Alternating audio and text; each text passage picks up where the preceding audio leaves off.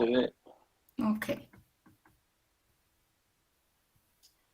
Bueno, entonces, previo a meternos a hablar de lo que es la normativa, tenemos que identificar, y esto ya habíamos hablado un poquito el día de ayer en esa parte introductoria, cuáles son los tipos de contaminantes que yo voy a encontrar en las aguas residuales. Entonces voy a encontrar, y ya habíamos dicho así de manera muy descriptiva el día de ayer, cierto tipo de microorganismos patógenos, entre ellos están bacterias, virus, protozoarios, que son causantes de enfermedad como el cólera, el tifus y la hepatitis. También podemos encontrar desechos de tipo orgánico. Esos desechos de tipo orgánico son los producidos por las actividades del ser humano, entonces son aguas domésticas, ganaderas, agrícolas, y dentro de estos desechos de tipo orgánico, algunos son fácilmente biodegradables y otros no, ¿sí? Encontramos sustancias de tipo químicas inorgánicas como ácidos, sales y metales tóxicos que en concentraciones que son muy elevadas pueden causar efectos sobre la salud del hombre y también pueden bajar el rendimiento de las producciones agrícolas y corroer nuestros equipos de trabajo, así como algunas estructuras dentro de la planta de tratamiento de aguas residuales pueden ser corroídas, como por ejemplo los tanques de almacenamiento, las propias tuberías, las válvulas, ¿no? Entonces son sustancias que tienden a deteriorar nuestros equipos. Encontramos también nutrientes vegetales inorgánicos como los nitritos y los fosfatos, que son sustancias solubles, pero que el problema de estos, y también habíamos hablado del problema que generan estos compuestos, es el crecimiento de algas sobre los cuerpos de agua, lo cual genera ese fenómeno de la eutrofización, ¿sí? Que hace que las aguas sean totalmente sépticas, que no tengan ningún contenido de oxígeno y que empiecen a generar olores. Tenemos compuestos de tipo orgánico como el petróleo, la gasolina, los plásticos, los plaguicidas, las cuales son sustancias que suelen permanecer durante largos periodos de tiempo en el agua, ¿no? Entonces, ¿eso qué quiere decir? Que su porcentaje de biodegradabilidad es muy baja, ¿no? Y que son muy difíciles de tratar a través de microorganismos, entonces tendríamos que ver qué otras formas o qué otro tipo de tratamientos hay para eliminar estos compuestos de tipo orgánico. Tenemos sedimentos y materiales de tipo suspendido, que son partículas que no se disuelven fácilmente en el agua. Entonces, si no se disuelven fácilmente en el agua, ¿qué quiere decir? Que son materiales que pueden causarle coloración y turbidez al agua, ¿no? Hace que la vida de los microorganismos o los organismos acuáticos se vea dificultada. ¿Por qué? Porque el hecho de que yo tenga una gran cantidad de material que me esté causando turbidez, eso disminuye la capacidad del cuerpo, de los cuerpos de agua a tener altas concentraciones de oxígeno, ¿sí? Y asimismo, entonces van a variar las especies acuáticas que yo encuentro en el agua. Otro tipo de sustancias que encontramos en el agua son sustancias de tipo radioactivas. Entonces, chicos, estas sustancias de tipo radioactiva son, por ejemplo, el neón, el argón, el helio, ¿sí?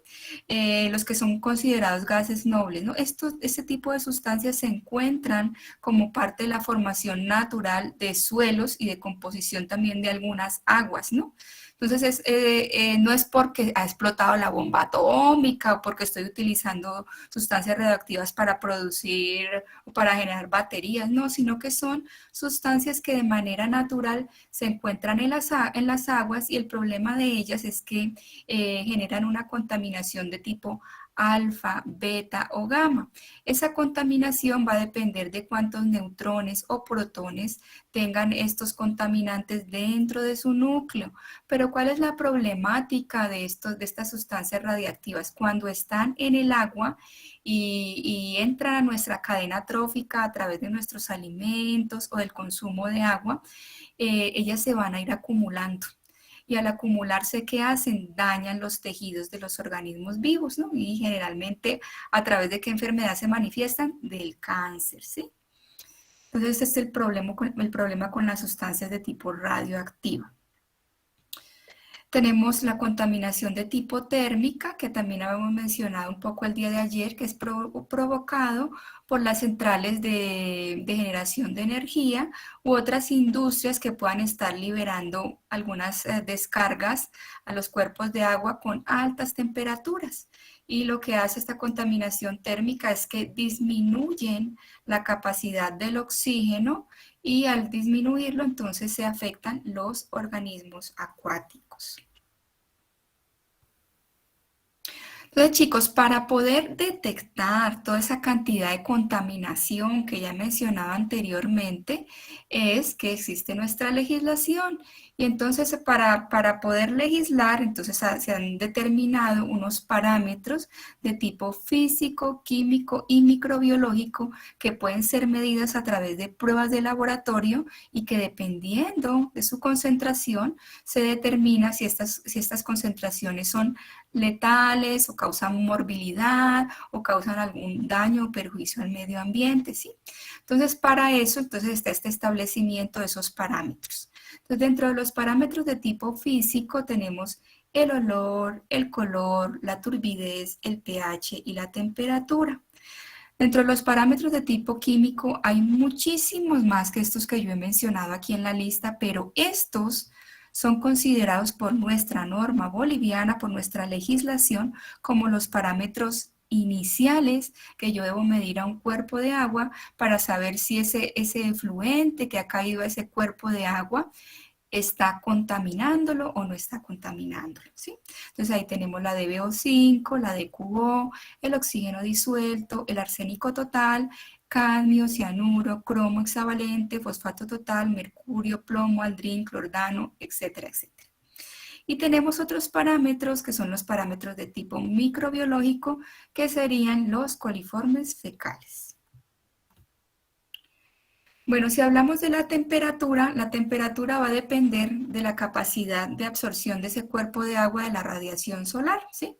Y entonces nos encontramos que en las capas superiores del líquido va a haber una mayor temperatura que hacia niveles de la profundidad del cuerpo de agua, ¿sí?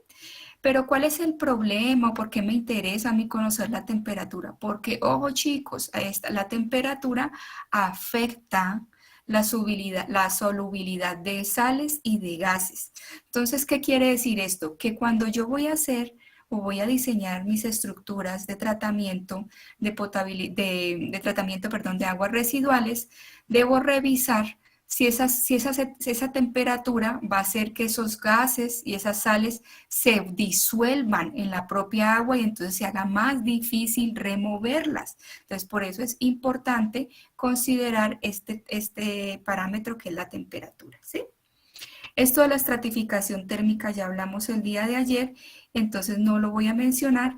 Y tenemos que hay temperaturas, la temperatura del agua subterránea pues obviamente va a depender del terreno, y si va a depender del terreno entonces muy seguramente va a depender de la altura sobre el nivel del mar, y ustedes saben que dependiendo de la altura sobre el nivel del mar, asimismo las temperaturas o el clima de cierta población, ¿sí?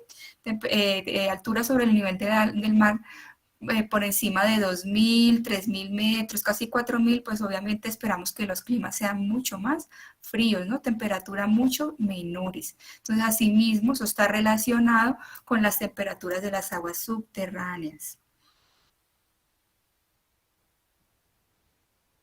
Siguiendo con esos parámetros de tipo físico, nos encontramos con el color. El color se debe a sustancias coloreadas en suspensión o disueltas, y entonces vamos a encontrar que hay materia orgánica que procede de la descomposición de vegetales y le van a dar coloración a esas aguas, ¿sí? Entonces, si encontramos, por ejemplo, un agua residual con un bajo contenido de oxígeno y con una cierta coloración entre amarilla y marrón, pues seguramente vamos a pensar que esas aguas pueden contener hierro y manganeso, ¿sí? Y a medida que hay un cambio en el pH, ese color puede hacerse más fuerte o más débil. El sabor. El sabor puede deberse a sustancias minerales que se han disuelto en el agua. Por ejemplo, un agua que tenga un alto contenido de cloruros va a tener sabor a sal, que tenga magnesio va a tener un sabor amargo, que tenga aluminio, un sabor a tierra, si hay algas verdes azuladas, un sabor a podrido, si hay algas verdes, un sabor a hierba, ¿sí? El olor, entonces el olor es producido por la presencia de gases y sales en las aguas. Entonces hay compuestos de tipo orgánico e inorgánico que le pueden causar esa característica de olor al agua. Entonces, por ejemplo, compuestos de la geosmina producen un olor a aceite producido por especies de hongos. La mucidona, un olor a moho. Metilisoborneol y captanos, sulfuro de dimetilo, benceno, esos compuestos le dan un olor al agua a huevo podrido. Hay otros compuestos de tipo inorgánico como el sulfuro de hidrógeno que también le dan olor a huevo podrido y en alta concentración a moho o a olor de pantano, ¿sí? Entonces, también hay sales y minerales como el hierro, el magnesio, el zinc, los cloruros, los sulfatos, los bicarbonatos y los nitratos que producen ese olor y también un sabor salado o metálico, ¿sí? Entonces, todo esto, todo este tipo de compuestos, tratamos de eliminarlos en esos tratamientos para que no se produzca olor y para que la población que vive a los alrededores de la propia PETAR no se esté quejando, ¿no? Entonces hay otros olores procedentes también de la actividad de algas, hongos, bacterias y organismos zooplanctónicos. Entonces, si ven, hay muchos componentes de tipo orgánico, inorgánico y de tipo microbiológico que pueden generar olor a esas aguas residuales.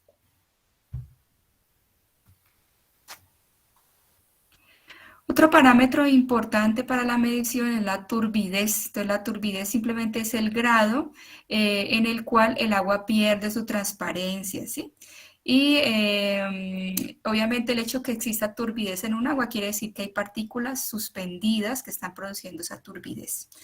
Tenemos el pH, que es el grado de acidez o de alcalinidad del agua, y encontramos que el pH de las aguas superficiales se encuentra en un rango entre 6.5 a 8.2 y el pH de las aguas subterráneas de 6 a 8.5.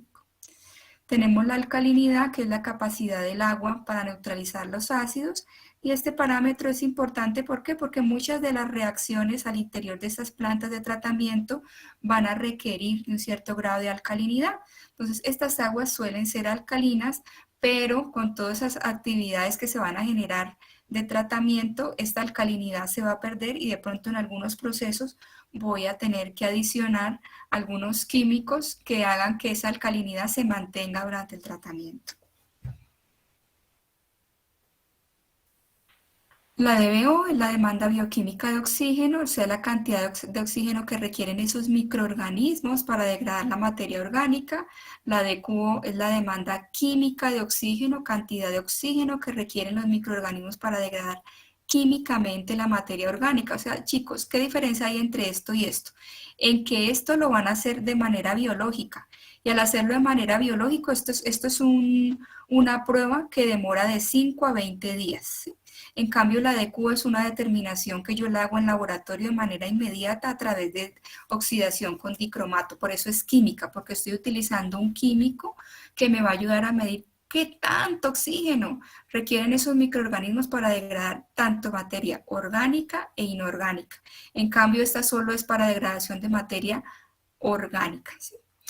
Y está relacionado obviamente con un parámetro que yo puedo medir in situ, que se llama el oxígeno disuelto, que indica el grado de contaminación de los cuerpos de agua. Entonces este oxígeno disuelto se va a medir en porcentaje de saturación de oxígeno dentro de un cuerpo de agua. A medida que está más saturado de oxígeno, quiere decir que ese cuerpo de agua está más puro, ¿sí? Si se va perdiendo esa capacidad de saturación de ese cuerpo de agua, ¿qué quiere decir? Que está siendo contaminado. ¿Y por qué? Porque esos microorganismos están utilizando ese oxígeno para hacer su actividad, ¿sí? Para nacer, crecer, reproducirse y morir.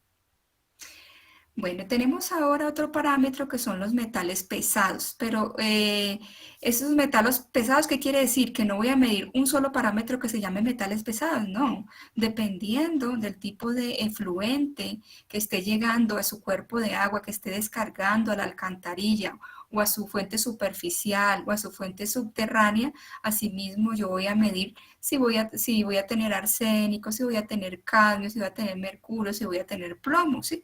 Por ejemplo, en una curtiembre voy a medir cromo, ¿verdad?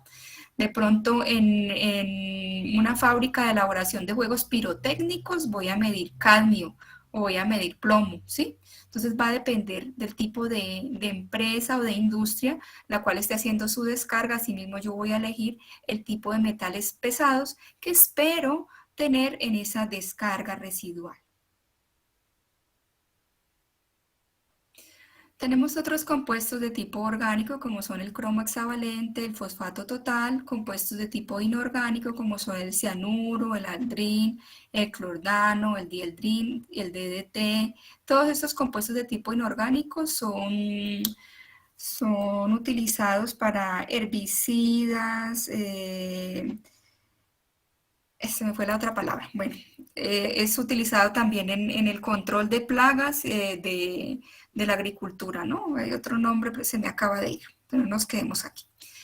Bueno, y por último tendríamos los parámetros de tipo microbiológico, que son los coliformes de tipo fecal, y está integrado por varios géneros, ¿no? Esos coliformes están integrados por varios géneros, vale decir que usted en su intestino grueso puede tener Escherichia coli, Klebsiella, Enterobacter, Citrobacterias, puede tener una cantidad de tipo de coliformes fecales, pero estos son los más medibles en aguas residuales, ¿sí? Bueno, entonces una vez usted ya conoce todos esos parámetros que me clasifican o me identifican la calidad de un cuerpo de agua, resulta que eso está normado en Bolivia por varias leyes o varias normas que las vamos a mencionar, ¿no? De manera muy ligera el día de hoy. De todas formas, yo subí al Classroom como bibliografía las normitas que estaríamos trabajando en aguas residuales, ¿sí? Aquí he nombrado todas las que rigen la calidad del agua para que ustedes vean que no solo va a regir tratamiento de aguas residuales, sino que también va a regir la propia potabilización del agua, ¿sí? Entonces, dentro de esa normativa tenemos un gran reglamento, que es el reglamento de la Ley del Medio Ambiente, el 1333, que ha sido desarrollado por el Ministerio de Desarrollo Sostenible y Medio Ambiente en 1995. Obviamente, a partir de esa fecha han habido unas muy pequeñas modificaciones, pero la gran ley se promulgó en 1995 y dentro de esa ley, fíjense, es medio ambiente. Entonces aquí va a haber de agua, de aire y de suelo, pero a nosotros nos interesa el reglamento en materia de contaminación hídrica, ¿sí? Y de ese vamos a hablar el día de hoy. Estas normas, estas reglamentaciones, ¿para qué nos sirven? Nos sirve para tres aspectos, perdón, muy importantes. Primero, van a garantizar que el consumidor tenga acceso a agua potable si estoy hablando de suministro de agua potable. Segundo, me van a ayudar a proteger los recursos hídricos. ¿Por qué protección? Porque yo voy a controlar, el gobierno departamental y municipal deben controlar a través de esa normativa cómo son las descargas que se generan, ¿no? Y tercero, para establecer la base de diseño, construcción de los sistemas tanto de abastecimiento como de alcantarillado y como de las propias PETARs, ¿no? Plantas de tratamiento de aguas residuales, ¿sí? Entonces, la existencia y la aplicación de ese tipo de normas y reglamentos va a repercutir en el control eficaz de las actividades de la gestión del agua en una cierta población. Entonces, aparte de este reglamento, tenemos lo que es la Ley de Prestación y Utilización de Servicios de Agua Potable y Alcantarillado Sanitario, que es la Ley 2066 de agua potable y alcantarillado. ¿Y qué es lo que hay en esta ley? En esta ley simplemente es cómo norma el gobierno central a las EPSAs. Entonces, cuando hablo de EPSAs, hablo de esas instituciones a nivel municipal o a nivel local que se encargan de prestarnos los servicios de agua y de alcantarillado. Y cuando estoy hablando de EPSAs en Cochabamba, estaría hablando de CEMAPA y estaría hablando de todas esas OTBs que manejan o comités de agua que manejan o administran los pozos, los manantiales, etcétera, etcétera, y que cobran una cierta tarifa por el manejo y la administración del servicio, ¿sí? Entonces esa es la ley que regula a esas entidades que administran tanto el servicio de dotación de agua como el servicio de recolección y tratamiento de las aguas residuales. Tenemos la norma boliviana que ha sido generada por el INNORCA, por el Instituto Boliviano de Normalización y Calidad. Aquí tenemos varias normitas que ustedes como ingenieros civiles deberían saber que existen. No sé si ya las han visto en otra asignatura, pero si estamos hablando de agua potable, entonces está la NB 496 que nos indica cómo deben hacerse las tomas de muestra, la NB 512 de calidad de agua para consumo humano, la NB 689 de instalación de agua y diseño para sistemas de agua potable y nuestra NB que vamos a aplicar en este curso, la NB 688, diseño para sistemas de alcantarillado. Y tendríamos, por último, el reglamento ambiental del sector manufacturero, también llamado RACIM. Entonces, en este reglamento vamos a encontrar cómo se norman esas descargas de las industrias o pequeñas empresas, llamadas pymes también, que vienen a descargar a los cuerpos de agua, ¿sí? Entonces, como indiqué inicialmente, estas normas, todo esto, se los he subido como parte de la bibliografía de clases. Bueno, pero ¿qué me dice esa ley 1333 de la cual vamos a hablar y vamos a aprender a utilizar el día de hoy? Esa ley 1333, ese reglamento en materia de contaminación hídrica, me clasifica los cuerpos de agua dependiendo de la utilización que se le pueda dar, o sea, de la calidad de agua que tenga ese cuerpo y dependiendo de esa calidad de agua, así mismo va a ser el tratamiento que se le aplica y la propia utilización que se le pueda dar. Entonces, un agua de clasificación tipo A es aquella agua natural de máxima calidad que la habilita como agua potable para consumo humano sin ningún tratamiento previo o con simple desinfección bacteriológica en casos necesarios verificados por laboratorio. Entonces, sin tanta cháchara, ¿qué quiere decir esto? Sin tanto hablar, ¿qué quiere decir esto? Son cuerpos de agua naturales, fíjense chicos, puesto aquí una fotografía, como manantiales, galerías filtrantes, nacimientos de agua en la cordillera, que son puritos, simplemente tienen la contaminación de tipo natural que uno espera que tuviesen a unas concentraciones muy bajas, que yo puedo utilizar, las puedo habilitar para que sean utilizadas como fuente de agua para suministro humano, pero que no necesitan ningún tipo de tratamiento, sino que para prever que no vaya a tener ningún tipo de microorganismo o que se me contaminó mientras yo la estoy almacenando y distribuyendo a la población, entonces debo de adicionar un sistema de desinfección. Eso sería una clasificación tipo A. Ahora vamos a ver, cuando veamos todas esas clasificaciones, vamos a ver, pero ella, ¿por qué nos habla de agua potable, de suministro de agua, si esto es un curso de tratamiento de aguas residuales? Ya vamos a ver qué tiene que ver el agua potable con el agua residual. Ya vamos a ver cuál es esa relación tan especial. Entonces, hay otros cuerpos de agua que serán clasificados como tipo B, y estos cuerpos de agua se caracterizan porque son aguas de utilidad general para consumo humano que requieren tratamiento de tipo físico y desinfección bacteriológica. Entonces, podríamos mencionar que estas aguas que ya requieren un pequeño tratamiento, tanto físico como desinfección bacteriológica, ya tienen una pequeña contaminación. Y aquí podríamos de pronto mencionar a aguas que yo estoy extrayendo de pozos, ¿sí? Aguas que estoy cavando un pozo para poder suministrarle a la población, ¿sí? Entonces, muy seguramente al realizar esa extracción puede haber un tipo de contaminación o también por la propia contaminación que pueda existir por el material o el suelo en el cual se encuentren confinadas estas aguas, ¿sí? Por los tipos de acuíferos, y yo debo realizar un tratamiento físico y una desinfección bacteriológica.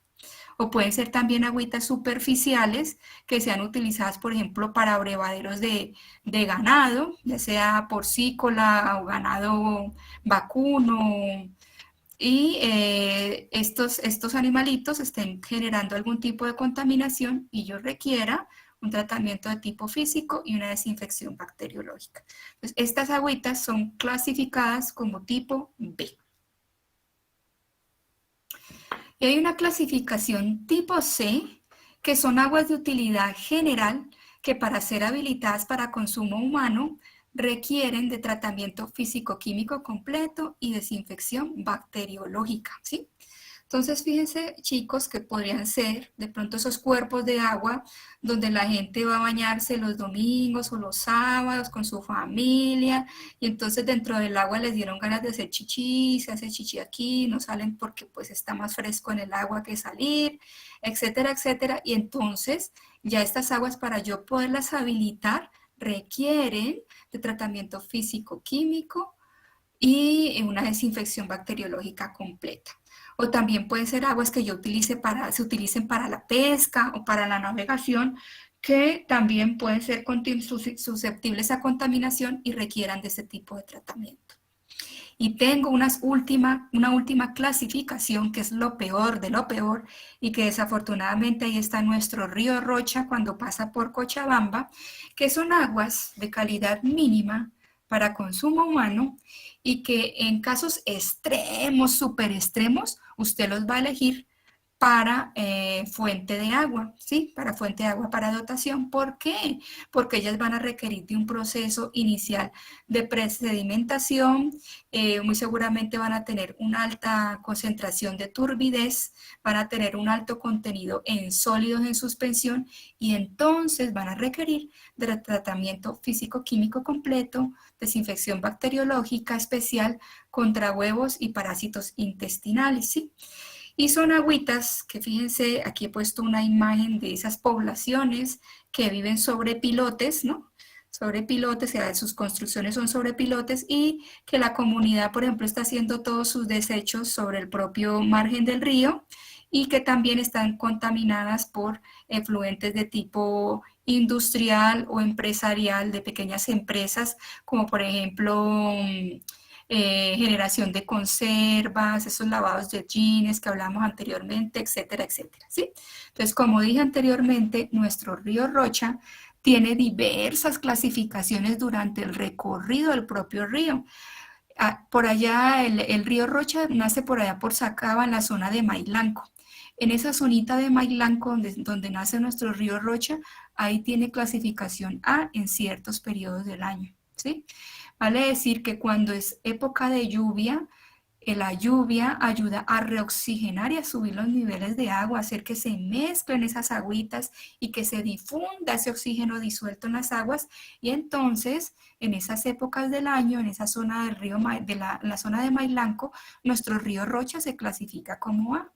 Pero a medida que va pasando el tiempo, en épocas de sequía, se puede convertir en tipo C o en tipo B. A medida que transcurre o que pasa nuestro río Rocha, llega a Cochabamba, se empieza a ver impactado por muchas descargas, ¿no? Que supuestamente no se conoce quién descarga el río Rocha, pero hay muchas descargas que son determinadas y conocidas que hacen que se impacte ese río Rocha, esas descargas lleguen al río Rocha e impacten al propio río y lo clasifiquen en D. Entonces, es por eso, chicos, que yo no puedo decir, ah, esa clasificación del agua es para agua potable, a mí qué me importa si yo estoy viendo aguas residuales. No, no, no, no, no, no, no. Está totalmente ligada por las descargas contaminantes que serían tratadas como aguas residuales y que llegan a nuestros cuerpos de agua naturales y los están contaminando, ¿sí? Entonces, ¿aquí qué se esperaría? Se esperaría que los gobiernos departamentales y gobiernos municipales tomaran acciones de control y verificación de la norma y exigiesen que esas industrias que están descargando a nuestros cuerpos de agua traten sus aguas. ¿Para qué? Para que se conserve esa clasificación que ya se le ha dado al cuerpo del agua. Entonces, por eso es importante la clasificación, porque el que descarga tendría que mantener la propia clasificación que ya se le ha dado al cuerpo de agua. Esa es la importancia. Entendido esto que he dicho, chicos, ¿hay alguna pregunta al respecto antes de que veamos cómo se trabaja con esta clasificación?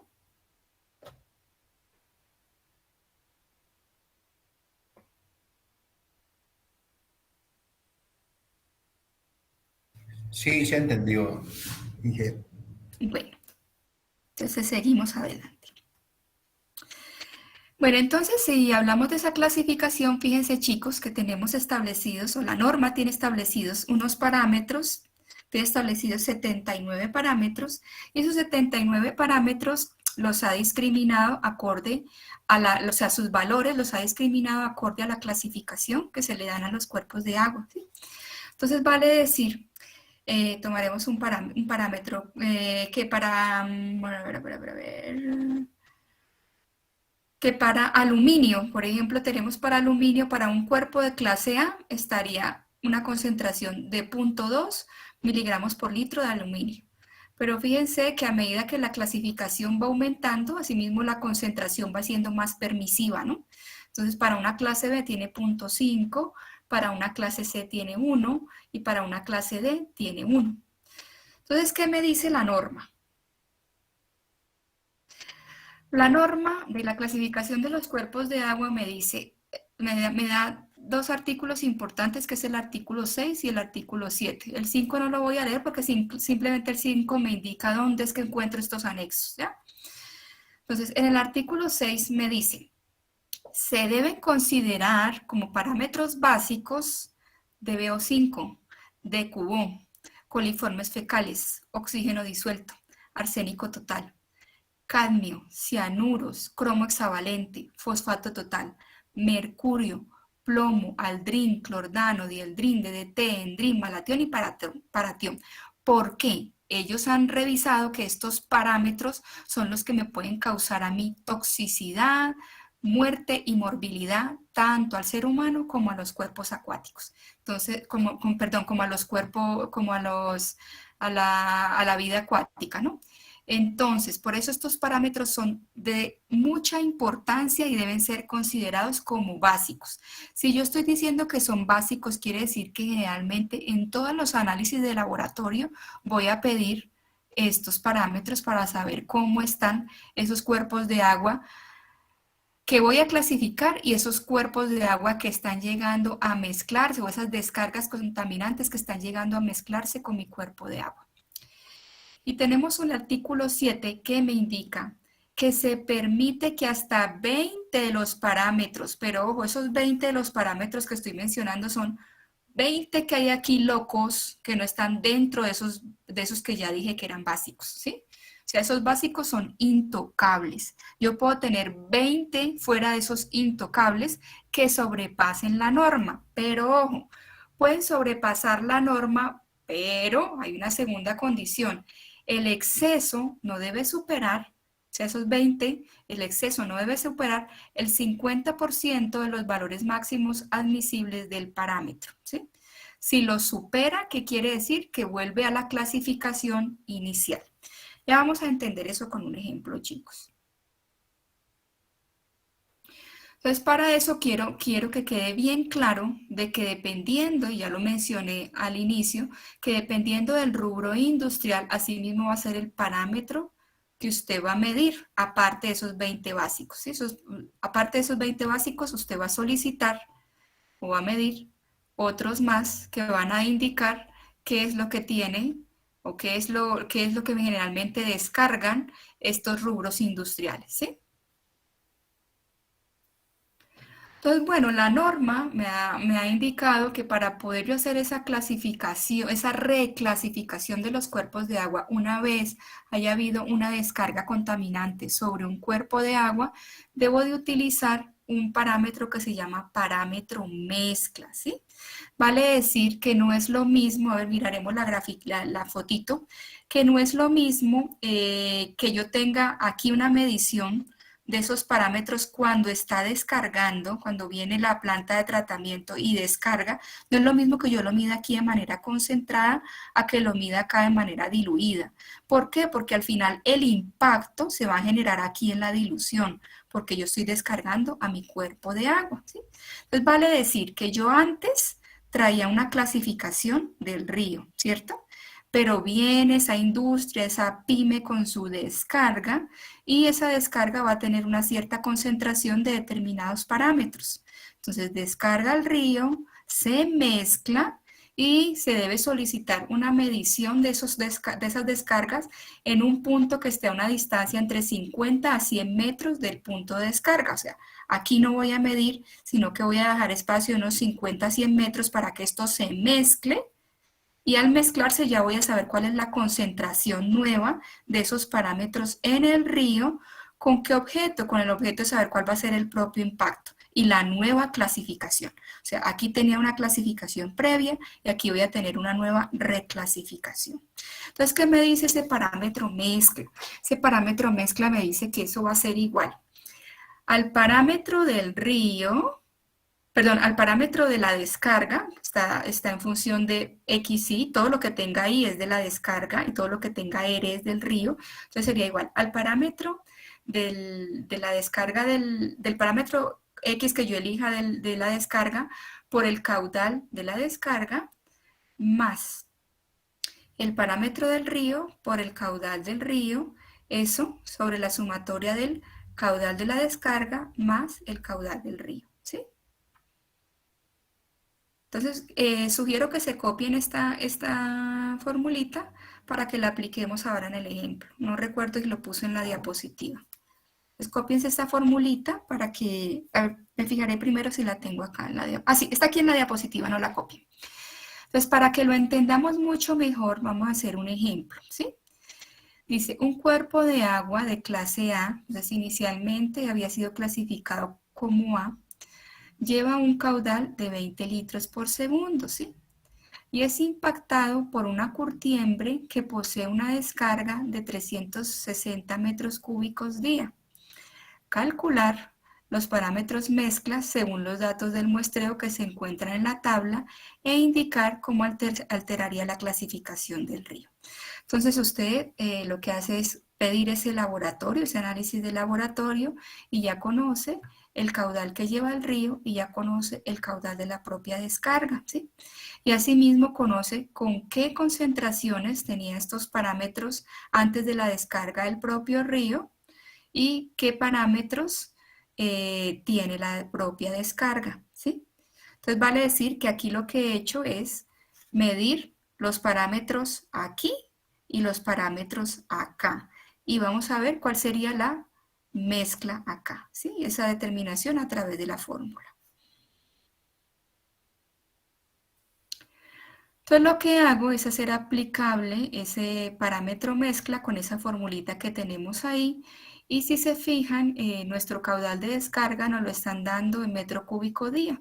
Entonces lo primero que debo de hacer es transformar esos metros cúbicos día a litros por segundo para tener toda esa información en litros por segundo, ¿sí?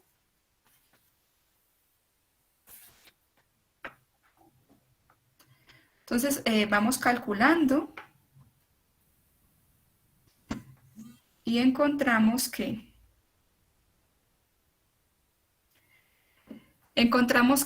convertir las unidades, primero lo que hice fue convertir de unidades, yo había indicado esos 360 metros cúbicos día de la descarga, los convertí a litros por segundo y me da un valor de 4.16 litros sobre segundo. Luego voy a calcular cada parámetro de mezcla con los valores del muestreo Y fíjense que tomé entonces el parámetro de la DBO5 de la descarga por su caudal, más el parámetro de la DBO5 del río por su caudal, y lo dividí entre la sumatoria de ambos caudales. Eso mismo hice para todos los parámetros que tenía seleccionados, ¿sí? Entonces encontré que para la DBO5 el parámetro mezcla es de 29.20 miligramos por litro, para los sólidos sedimentables es de 102 miligramos por litro, y para los sólidos disueltos es de 236 miligramos por litro. Entonces, ¿cómo se analiza eso, chicos? Aquí hice una tablita resumen para ver cómo vuelve a clasificarse ese río. Entonces tengo que volverlo a reclasificar para ver qué parámetros estarían alterando la clasificación inicial de nuestro cuerpo de agua, ¿sí? Una vez se haya realizado la mezcla. Y para ver si cumple ese artículo 6 y cumple ese artículo 7. Entonces con ese fin es que vuelvo a clasificar esos parámetros que ya he obtenido en forma de mezcla. Entonces, la DBO5 nos da de 29.20 miligramos por litro. Entonces, fíjense, chicos, vamos a buscar aquí DBO5. Miren, DBO5.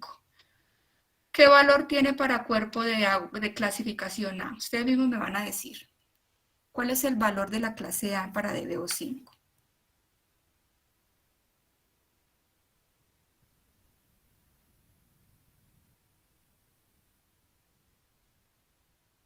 ¿Cuál es el valor? Menor a 2 miligramos por litro. Menor a 2 miligramos por litro, ¿sí? Y según eso, entonces, ¿qué clasificación sería? Si te fijas ahí, ¿hasta dónde llega a clasificar?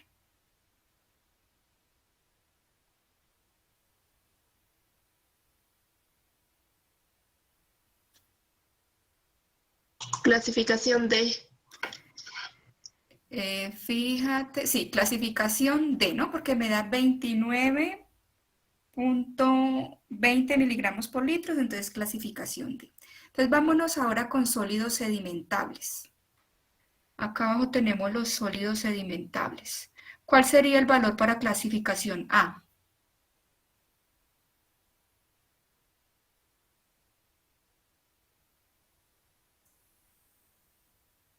Menor a 10. Menor a 10, ¿verdad? Y nos da 102. Entonces vale decir que fíjense que ahorita estaría clasificación D. Nos vamos ahora con sólidos sedimentables. 236 sólidos sedimentables. Un ratito, ¿dónde está disueltos? Sedimentables.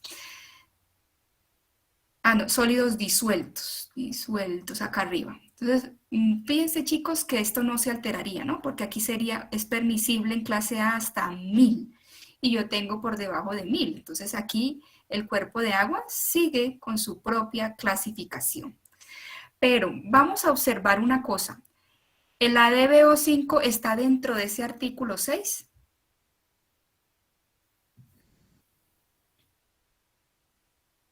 Sí. Sí, entonces, ¿qué quiere decir? Que esos son intocables. Quiere decir que como está dentro de ese artículo 6, ese cuerpo de agua ya fue de clasificación tipo D. De tipo A, esa descarga de esa curtiembre me lo está pasando a clasificación D.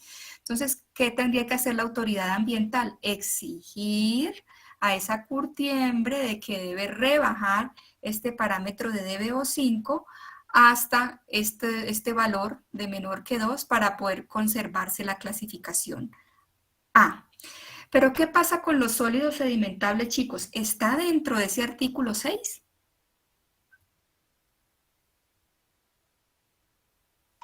No, no está. No está dentro de ese artículo 6. ¿Y qué me dice el artículo 7? Dice, yo le permito que hasta 20 de esos parámetros del cuadro se superen los valores máximos admisibles. Listo, lo superó, pero también me dice, tenga en cuenta dos cosas, que ninguno de esos 20 parámetros estén dentro de los básicos. Esto lo cumplió, pero me dice, el exceso no debe superar el 50% de los valores máximos admisibles del parámetro. Entonces vamos a buscar para sólidos sedimentables, ¿cuál es el valor? Sólidos sedimentables. Fíjense que el valor es de 10, menor a 10 miligramos por litro. ¿Cuál sería el 50% de 10?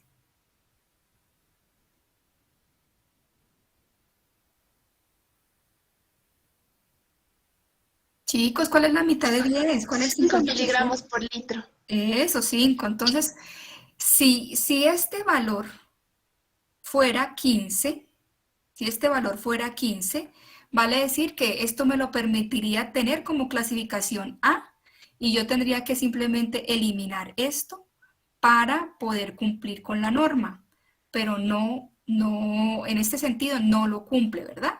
Entonces tendría que pedirle a ese personal o a esa fábrica o a esa industria que tendría que trabajar o tratar estos dos parámetros con el objetivo de que la clasificación del cuerpo de agua se mantenga, ¿sí? Entonces, para saber si han entendido, vamos a hacer el siguiente ejercicio, van a hacer el siguiente ejercicio, ¿sí? Tienen, el ejercicio me dice, calcula el parámetro mezcla de una descarga residual diaria de 423 metros cúbicos ocasionado por un lavadero de jeans a un cuerpo de agua natural de clasificación A, ¿sí? Que ha sido aforado con un caudal de 15 litros por segundo, o sea que el río trae 15 litros por segundo y se tiene una descarga residual de 423 metros cúbicos, ojo, día, ¿no? Que está diaria, día. ¿Cambiará la clasificación del cuerpo de agua con la descarga? Entonces, quiero que hagan lo mismo, que calculen el parámetro mezcla, que una vez calculen ese parámetro mezcla, lo clasifiquen. Y una vez esté clasificado, miramos la norma y vemos si se puede volver a reclasificar observando lo que nos dice la norma, ¿ya? Entonces, trabajen, chicos.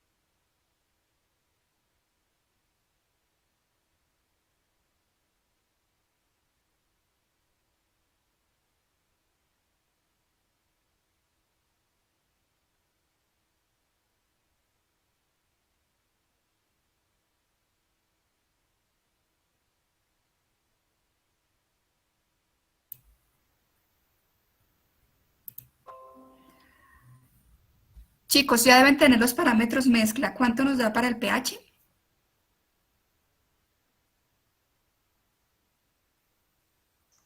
6.98. Ya, 6,98. Ay, 6. Listo. Para los sólidos.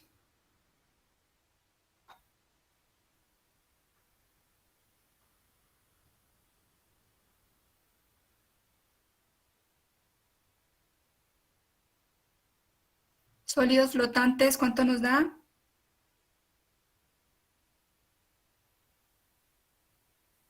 72.34. 72.28. 72,28. Sí, Totales.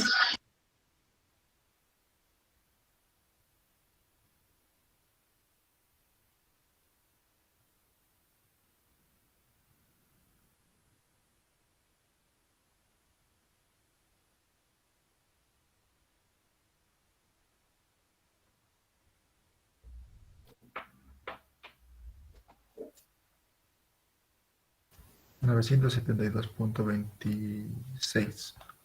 973. Oxígeno disuelto.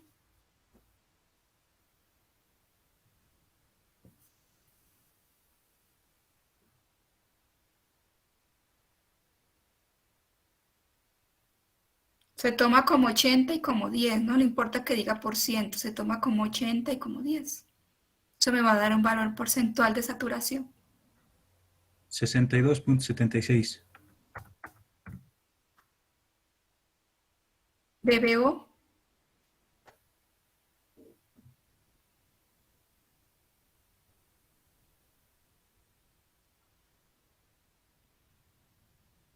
Ciento cuatro punto 17. DQO.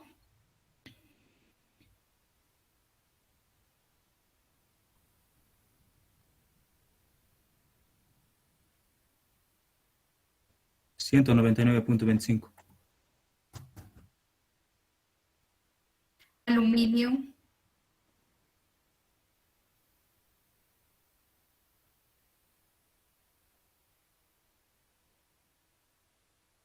Cero 32. Cadmio.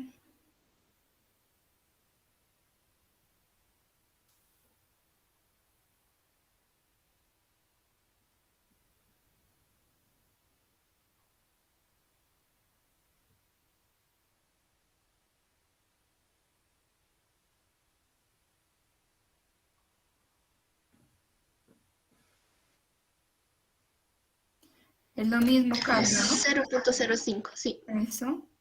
Y el calcio.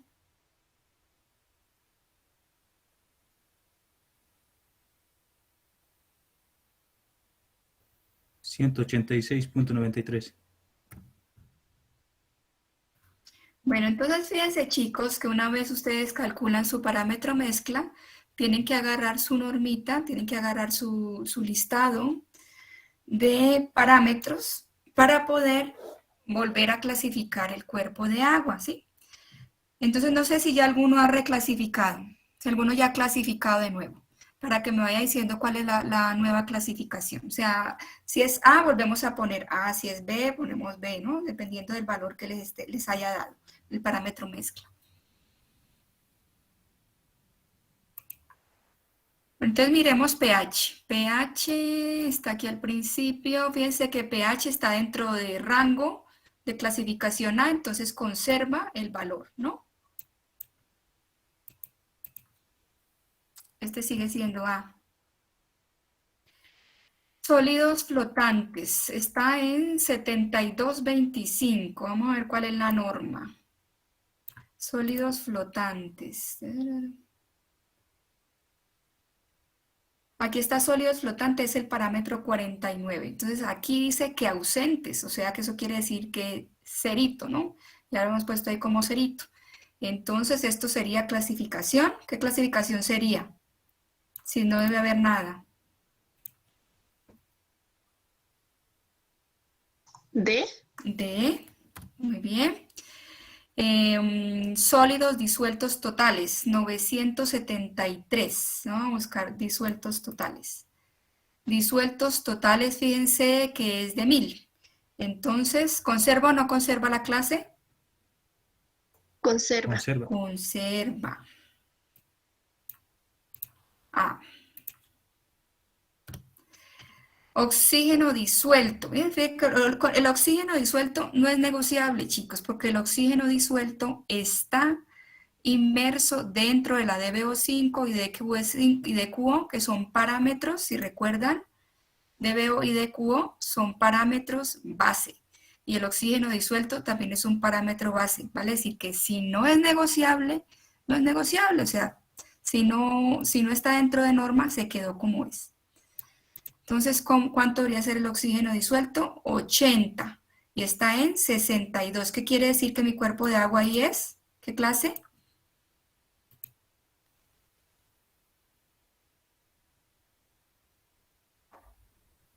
¿Qué clase es, chicos? Oxígeno disuelto.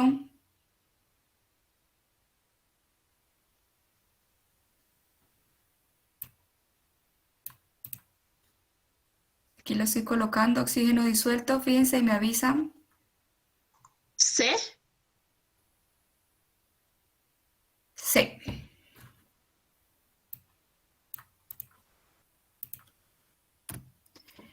DBO5, ya sabemos que es menos de 5, entonces sigue siendo clasificación. ¿Qué clasificación sería? ¿A qué clasificación se pasa? Al D, ¿verdad? DQO, vamos a ver, DQO nos da 199. Aquí está DQO. ¿Qué clasificación vendría a ser? D. D.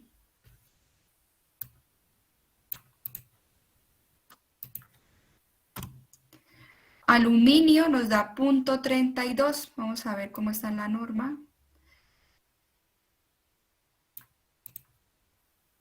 Aluminio. ¿Qué clasificación sería entonces? Fíjense, aquí está aluminio.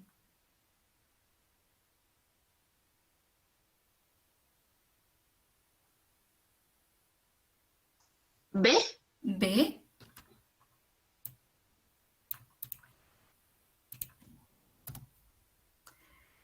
Cadmio, entonces si estaba antes el del río completando A, entonces se sigue conservando A, ¿no? Porque no ha variado, entonces no hay necesidad de ver de nuevo la norma. Y calcio, vamos a ver cómo nos da, 187 es el de la mezcla, vamos a ver cómo nos va con calcio. Acá está calcio, chicos, ¿cuánto nos daría, qué clasificación nos daría calcio? A. A. Es 187, ¿no? A ver, calcio, calcio, calcio. Sí, A.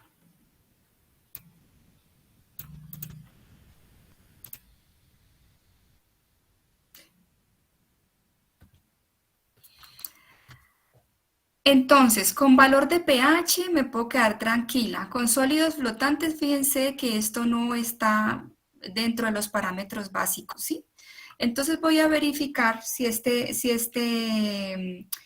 sólido flotantes, bueno, si ya fue D, directamente lo dejo así, pero ojo, aquí vamos a verificar si excede por encima del 50%, ya la clasificación A.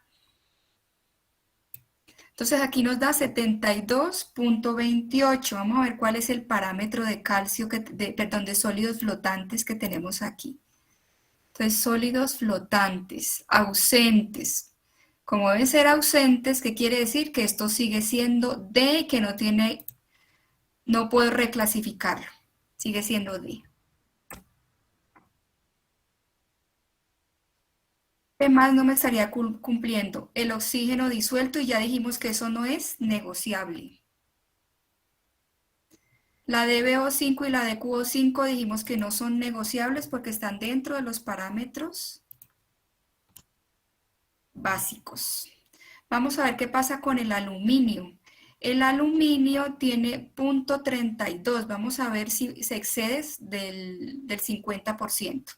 Entonces el aluminio, nuestra norma nos dice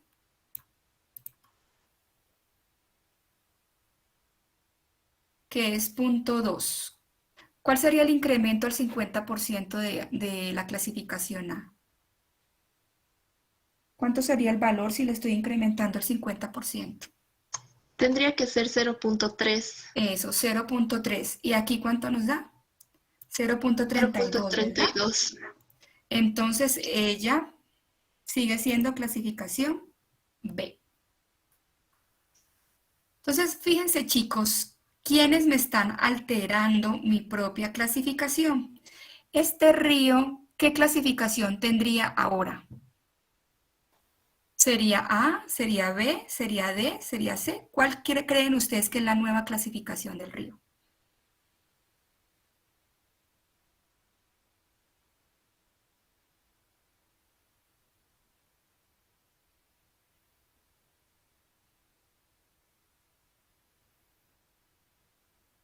¿B, Inge? D, porque me voy al escenario peor, a lo peor tengo que irme. Entonces, la autoridad ambiental debe de solicitar que todos estos parámetros se bajen hasta volver a tener esa clasificación del cuerpo de agua como A.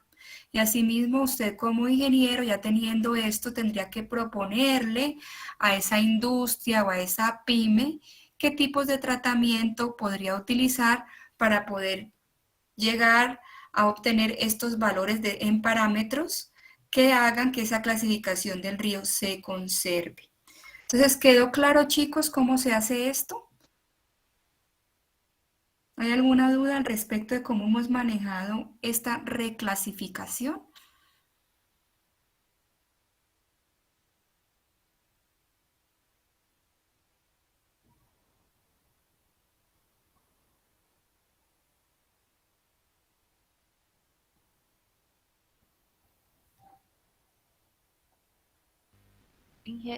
Los resultados podemos manejar con 2 decimales, ¿verdad? Sí, puedes manejar con dos o aproximarlo directamente porque al final, fíjate que estos son datos que me han dado de un solo muestreo. Puede ser que otro día, y hemos dicho que esa carga contaminante es fluctuante, ¿no? Entonces, lo importante es que el valor me lleve a la propia clasificación, ¿sí? O sea, que sea 105, que sea 104, que sea 103, está por ahí, ¿no? Simplemente es para volver a reclasificarlo y tener esa posibilidad de conocer qué contaminación tiene ese río y qué parámetros me lo están alterando, ¿sí? Y asimismo hacer la propuesta de tratamiento de esas aguas que van a ser vertidas, ya sea la fuente de agua o ya sea el alcantarillado.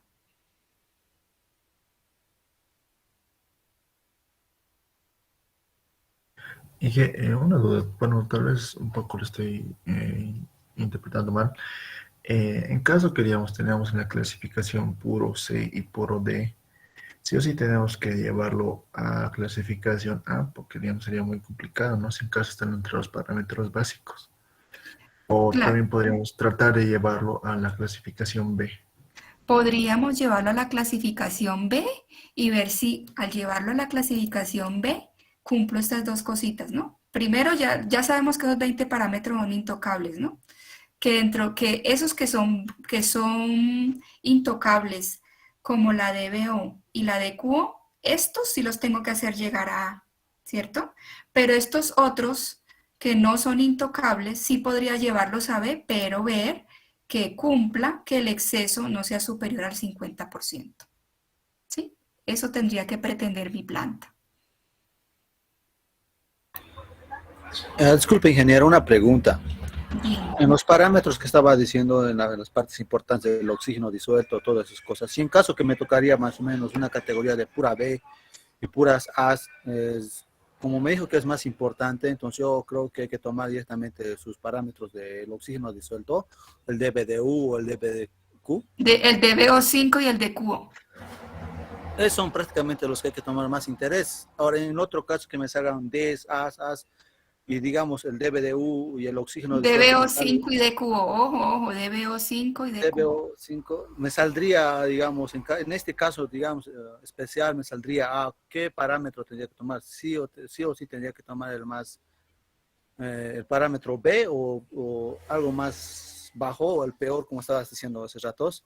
No, mira que no vamos a confundir. Este artículo 6 es intocable. O sea que yo no puedo decir que, ay, que porque la de BO sí cumplió y la de QO no cumplió, entonces igual lo dejo en A. No. Estos que están dentro de estos parámetros básicos, si no cumplieron con ser A, que está clasificado el cuerpo de agua como A, entonces debo de exigir que esos tienen que llegar a A.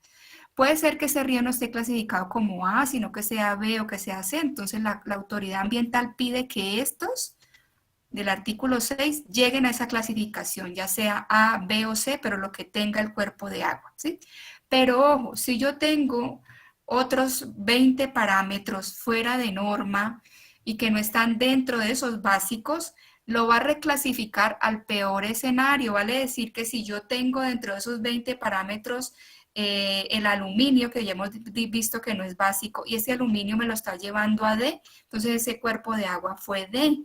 Y como lo que me preguntaba el compañero, ¿no? Yo puedo llevar alguno de los parámetros hasta clasificación tipo B, pero ¿qué tengo que fijarme? Tengo que fijarme que cumplan ese artículo 7, que no excedan a este por encima del 50%, ¿sí?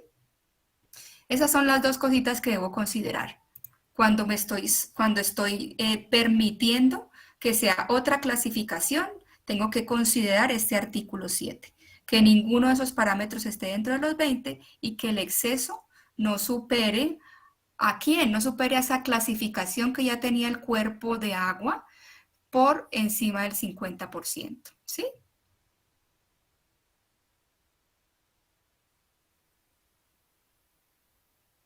¿Quedó claro, chicas y chicos? Sí, muchas gracias, lo he entendido esta vez. Ah, bueno. Inge, ¿qué pasaría si de todos mis parámetros la mitad, por ejemplo, es A y la otra mitad B? En ese caso también me voy al peor caso, ¿no? Que sería B. Lo mismo te respondo. Si esos parámetros no son de aquí del artículo 6, entonces verifico que este 50% se esté dando, y entonces el cuerpo de agua seguiría siendo A, ¿sí? Si todos están por debajo del 50% y si no son del artículo 6. Si fueran del artículo 6, desafortunadamente, como dije, son intocables. Vuelve a ser B.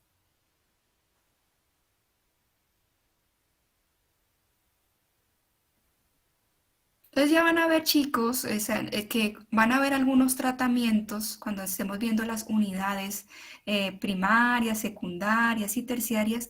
Van a ver algunos tratamientos que van a ir en pro de eliminación de esto o de metales o de tóxicos, ¿sí? Entonces eso es lo que yo tendría que planificar de acuerdo al laboratorio que tenga de la mezcla, ¿no? Al laboratorio y al análisis de la mezcla, ¿no? El parámetro mezcla.